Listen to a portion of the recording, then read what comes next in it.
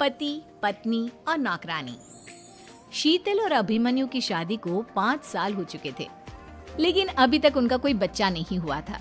इसकी वजह से शीतल और अभिमन्यु परेशान रहते थे, लेकिन उन दोनों से ज्यादा परेशान थी शीतल की सास, यानी अभिमन्यु की माँ जानकी देवी। जानकी देवी चाहती थी कि जल्दी से जल्दी उनकी गोद में पोता या पोती आ जाए, और इसीलिए वो अपनी बहू शीतल को लेकर एक दिन हॉस्पिटल पहुंची।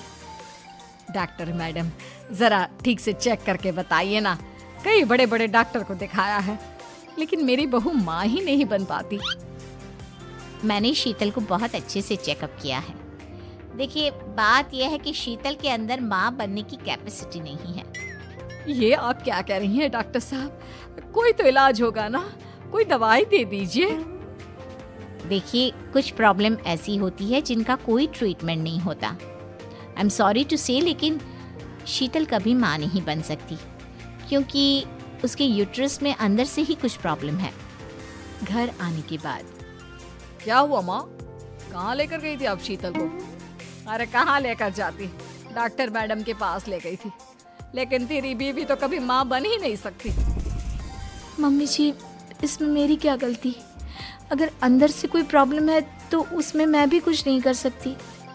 जानती हूँ, ये बात डॉक्टर के मुंह से सुन चुकी हूँ। अब दोबारा मेरे सामने इस बात का गाना मत गा।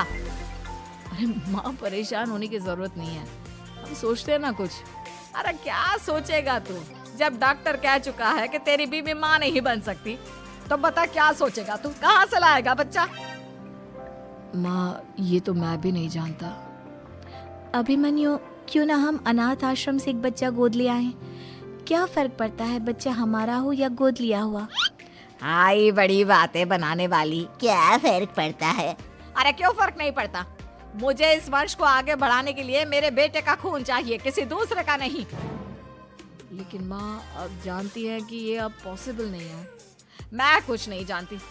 मैं किसी पराये की औलाद को इस घर में अपना पोता या पोती बन के बढ़ता हुआ नहीं देख सकती। मेरा वंश मेरे बेटे के खून से ही आगे बढ़ेगा। लेकिन मम्मी जी, ऐसा कैसे हो पाएगा? आप अच्छी तरह जानती है ना, मेरा और अभिमन्यु का बच्चा नहीं हो सकता।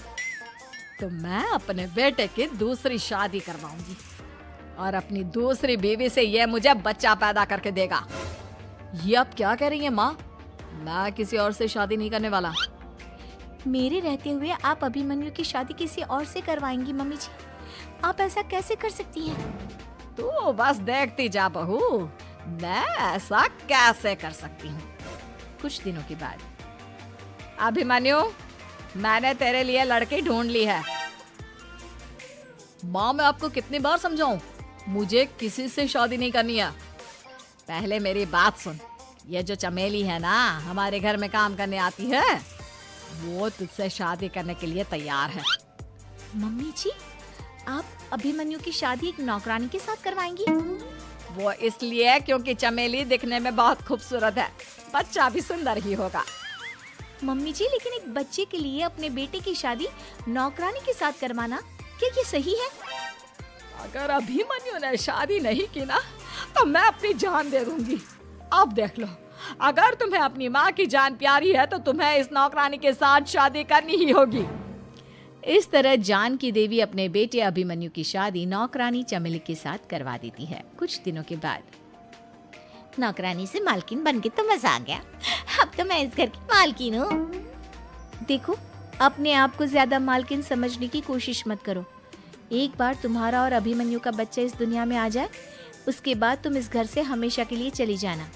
अरे जाओ जाओ, किसी और के आगे बातें बनाना। एक बच्चा तो पैदा नहीं कर सकी, बढ़िया। जाओ जाकर मेरे लिए कॉफी बना कर लाओ। नौकरानी मैं हूँ या तुम? मम्मी जी, देखिए ना शीतल मुझसे किस तरह से बात कर रही है। शीतल, तुम्हें पता है ना चमेली प्रेग्नेंट है, मेरे बेटे के बच्चे की माँ बनने वाली है। वो जैसा कहती है वैसा करो।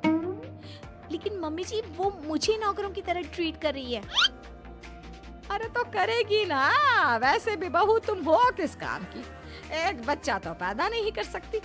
जाओ अब घर के सारे काम करो और चमेली को आराम करने दो। थैंक यू मम्मी जी, भगवान आपका भला करे। आप नहीं होती तो मैं नौकरानी से महारानी कैसे बनती।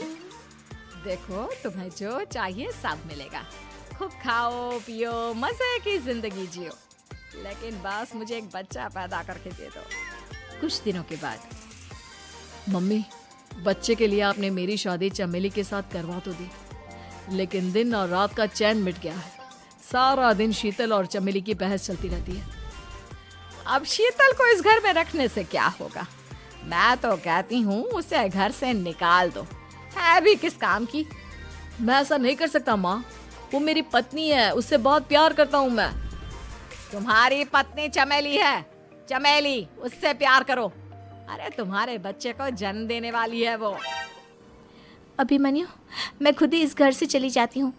वैसे भी अपने ही घर में नौकरों की तरह रहकर परेशान हो चुकी हूँ। घर की नौकरानी मेरे ऊपर हुक्म चलाती है, वो तुम्हारी पत्नी बन चुकी है। अब मेरा इस घर में क्या काम? अभिमन्यु के बार बार रोकने पर भी शीतल उस घर से चली जाती है। कुछ दिनों के बाद चमेली एक बच्चे को जन्म देती है।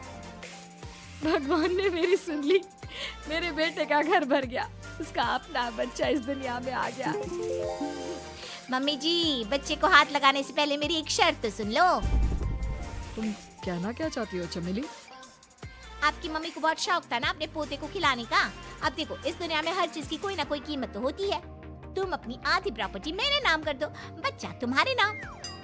अरे लेकिन मैंने अपने बेटे से तुम्हारी शादी करवाई है, अब ये सौदेबाजी कहाँ से आ गई?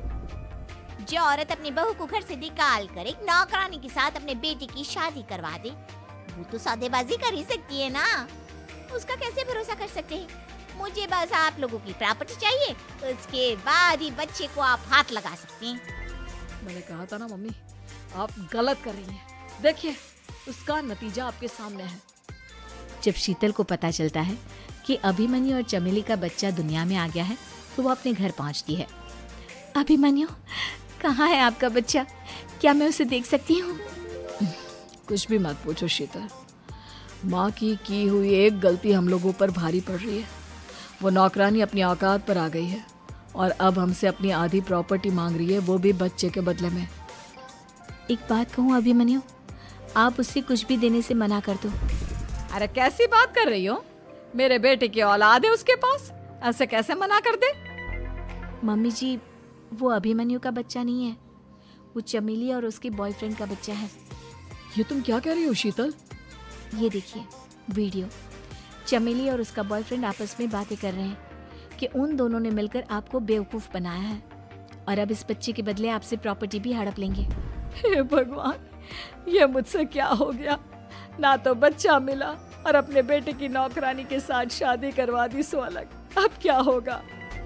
मुझे माफ कर दो शीतल, मेरी वजह से तुम्हें बहुत तकलीफ हुई है। अभिमन्यु, मैंने कहा ना, उस नौकरानी को उसके बच्चे सहित इस घर से बाहर निकाल दो। लगता है मेरे अभिमन्यु का बाप बनने का सपना अधूरा ही रह जाएगा। अभिमन्यु, अपनी मम्मी से कहो कि परेशान ना हो। आपको याद है एक बार हम एक IVF सेंटर गए थे, मैंने फिर से वहाँ जाकर बात की थी और आपको पता है इस बार मैं प्रेग्नेंट हूँ, क्योंकि हमने वहाँ पर प्रोसीजर करवाया था जिसकी वजह से मैं प्रेग्नेंट हो गई थी और इस बात का पता मुझे बस कुछ महीने पहले ही लगा है। हमारा बच्चा इस दुनिया में आने वाला है अभिमन्यु।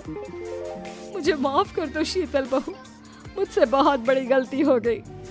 कोई बात नहीं माँ, लेकिन अब हमें उस धोखेबाज नौकरानी को इस घर से बाहर निकालना है और इस घर की मालकिन को वापस घर लाना है, वो भी अपने बच्चे के साथ।